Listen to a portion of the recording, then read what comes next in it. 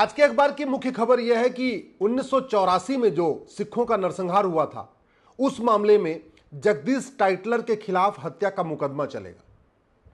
हत्या हुई, सिखों का नरसंहार हुआ 1984 में। आरोप पत्र तय हो रहा है 2024 में, 40 साल के बाद। अभी डिस्ट्रिक्ट कोर्ट में मुकदमा चलेगा, गवाहों के बयान होंगे, उनकी क्रॉस एग्जामिनेशन होगा उनका। तो अभी 10 साल के आसपास डिस्ट्रिक्ट कोर्ट में मुकदमा चलेगा, क्योंकि बहुत सारे गवाह हैं। उसके बाद हाई कोर्ट, फिर सुप्रीम कोर्ट। टाइटलर साहब 80 साल के हो चुके हैं। Air pollution, water pollution, noise pollution के कारण दिल्ली की जो एवरेज एज है, एवरेज जो जिंदा लोग रहते हैं 80 साल ही रहते हैं। तो इसका मतलब जब तक ये डिस्ट्रिक्ट कोर्ट का मुकदमे का फैसला आएगा, तब तक शायद टाइटलर साहब ही नहीं रहेंगे। 1989 में 1989 में 14 सितंबर के दिन टीकालाल टपलू को खुलेआम गोलियों से भून दिया था। कश्मीर के बड़े प्रसिद्ध वकील थे, भारतीय जनता पार्टी के बहुत बड़े नेता थे कश्मीर के, और उनको खुलेआम भून दिया गया था। आज तक उनके हत्यारों को कुछ नहीं हुआ। 1990 में कश्मीर में भयानक नरसंहार हुआ था, हत्या बलात्कार हुआ था, आगजनी हुई थी, मकान दुकान पे कब्जा हुआ था। आज तक किसी हत्यारे को न फांसी हुई, न किसी हत्यारे की नागरिकता खत्म हुई, न किसी हत्यारे की 100% प्रॉपर्टी जब्त हुई। वही हाल 1984 के सिख नरसंहार में है। जिन लोगों ने सिखों की हत्या किया, सामूहिक उनका नरसंहार किया, उसमें किसी भी हत्यारे को न आजीवन कारावास फांसी हुई, न उसकी 100% संपत्ति जब्त हुई, न नागरिकता खत्म हुई। 1984 में जो सिखों का नरसंहार हुआ, उसके बाद 2024 तक बहुत सारे सुप्रीम कोर्ट में जज आए और चले गए। दिल्ली हाई कोर्ट में बहुत सारे जज आए और चले गए। बहुत सारे लोग प्रधानमंत्री बने और रिटायर हो गए। बहुत सारे लोग राष्ट्रपति बने और रिटायर हो गए। लेकिन हत्यारों को फांसी नहीं हुई, सजा नहीं हुई, आजीवन कारावास नहीं हुआ, नागरिकता खत्म नहीं हुई। क्यों? क्योंकि डॉक्टर तो बदलते रहे, लेकिन दवाई नहीं बदली। मैं बार बार कहता हूं, डॉक्टर बदलने से बीमारी ठीक नहीं होती है, बीमारी ठीक होती है दवाई बदलने से। और एक बात मुझे बताइए, हर चीज मॉडर्न यूज कर रहे हैं। माननीय सांसद, विधायक, हाई कोर्ट के जज, सुप्रीम कोर्ट के जज, हर चीज मॉडर्न यूज कर रहे हैं। नई ड्रेस पहनते हैं, नया कपड़ा पहनते हैं, नए स्टाइल में रहते हैं, नया चश्मा लगाते हैं, नया जूता मोजा, नया फोन, नया लैपटॉप, नया आईपैड, सब कुछ नया। लेकिन कानून वही पुराना।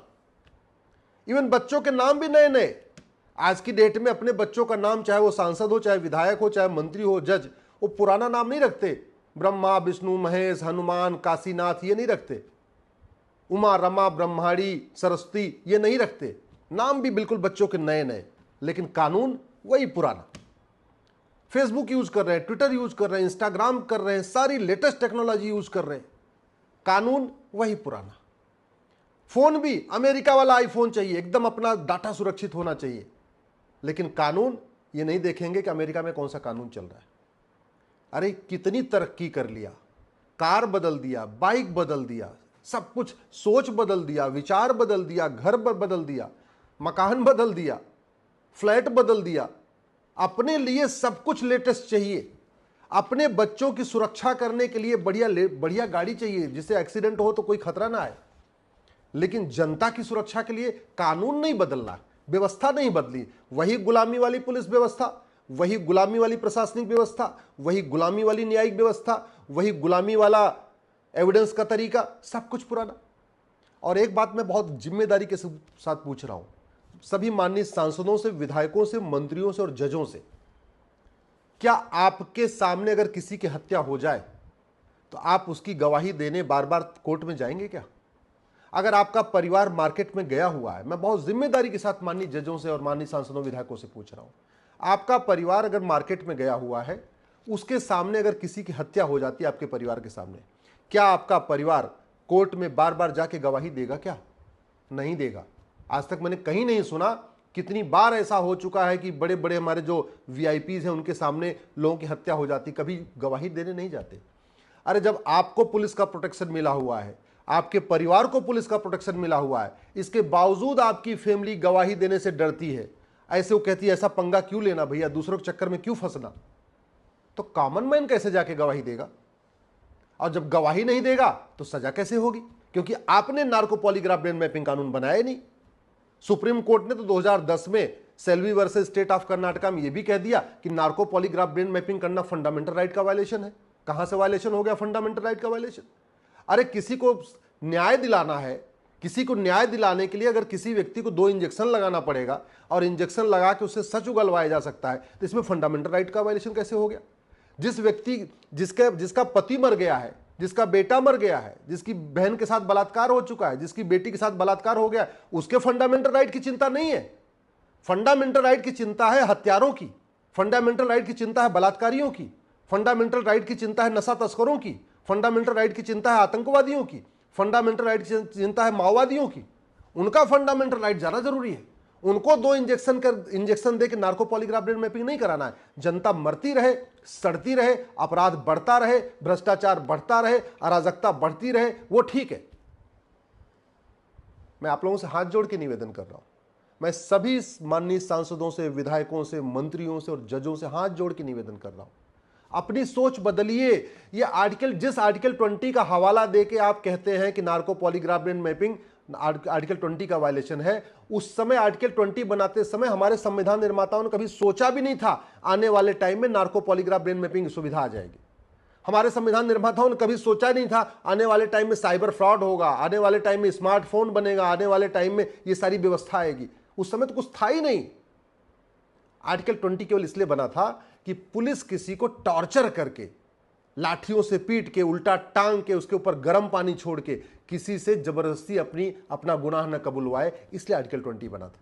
और आप 2024 में दुनिया कहां से कहां चली गई। अग्नि ब्रह्मोस परमाणु बम बन गया, मिसाइल बन गई, अग्नियान बन गया, चंद्रयान बन गया, मंगलयान बन गया, और आप कह रहे हैं article 20 narco polygraph brain mapping करने से आर्टिकल 20 वायलेट हो जाएगा।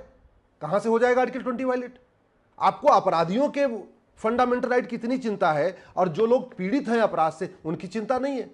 आपको तो पुलिस प्रोटेक्शन मिला हुआ है, उसके बाद भी आपकी फैमिली किसी के पक्ष में जाके गवाही देने के लिए तैयार नहीं है।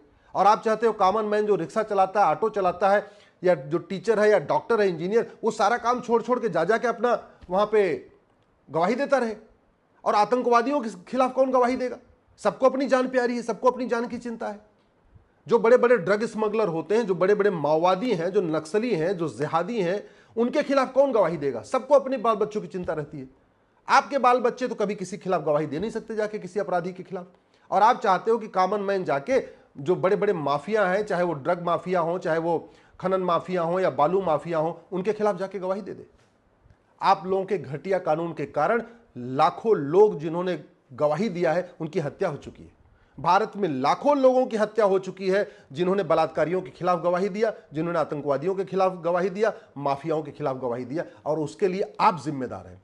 सांसद, विधायक, मंत्री और जज जिम्मेदार हैं। आप narco polygraph brain mapping test नहीं बना रहे। अरे इतना आदमी गांजा पीता है, चरस पीता है, अफीम पीता है, पॉल्यूशन से इतनी चीजें गंदगी शरीर में जा रही हैं। अगर 2 इंजेक्शन किसी को लगा के नार्को टेस्ट हो सकता है, 2 इंजेक्शन लगा के किसी का पॉलीग्राफ टेस्ट हो सकता है, 2 इंजेक्शन लगा के किसी की ब्रेन मैपिंग हो सकती है, उसमें आपको फंडामेंटल राइट की चिंता हो गई। आप चाहते ही नहीं है कि भारत में जस्टिस विद इन ईयर हो। आप चाहते नहीं है कि मुकदमों का फैसला जल्दी जल्दी हो।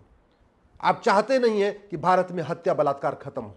आप चाहते ही नहीं है भारत में अलगाववाद, कट्टरवाद, जिहाद, मजहबी उन्माद खत्म हो।